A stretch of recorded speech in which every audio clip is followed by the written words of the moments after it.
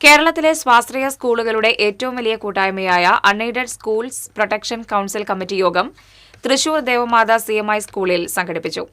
തൃശൂർ ജില്ലാ CBSE school management association ആഭിമുഖ്യത്തിലാണ് യോഗം സംഘടിപ്പിച്ചത്. സ്വകാര്യ സ്കൂളുകളോട് സർക്കാർ തുടരുന്ന അവഗണന അവസാനിപ്പിക്കണമെന്നും തുല്യനീതി ഉറപ്പാക്കണമെന്നും യോഗം ആവശ്യപ്പെട്ടു. കൂടാതെ സ്കൂൾ കെട്ടിടങ്ങളെ കെട്ടിട നികുതിയിൽ നിന്ന് ഒഴിവാക്കണമെന്നും സ്കൂൾ സേഫ്റ്റി സർട്ടിഫിക്കറ്റ് നടപ്പിലാക്കുന്നതുമായി ബന്ധപ്പെട്ട ഉത്തരവിലെ അപ്രായോഗിക നിർദ്ദേശങ്ങൾ പുനഃപരിശോധിക്കണമെന്നും യോഗം സർക്കാരിനോട് അഭ്യർത്ഥിച്ചു. സംഘടനയുടെ ഭാവി പ്രവർത്തനങ്ങൾക്ക് ദിശാനിർണയം നൽകാൻ യോഗം തീരുമാനിച്ചു. സംസ്ഥാനത്തെ സ്വാശ്രയ വിദ്യാഭ്യാസ മേഖലയിലെ പ്രശ്നങ്ങൾ പരിഹരിക്കാൻ ഏകോപിത പ്രവർത്തനങ്ങൾ ശക്തിപ്പെടുത്താനും തീരുമാനമായി. ദേശീയ വിദ്യാഭ്യാസ നയം പ്രാവർത്തികമാക്കുന്നത് സംബന്ധിച്ച് CBSE മാസ്റ്റർ ട്രെയിനറായ ഡോക്ടർ ദിനേശ് ബാബു വിശദീകരിച്ചു. ജില്ലാ പ്രസിഡന്റ് ആദിത്യ വർമ്മരാജ അധ്യക്ഷനായിരുന്നു.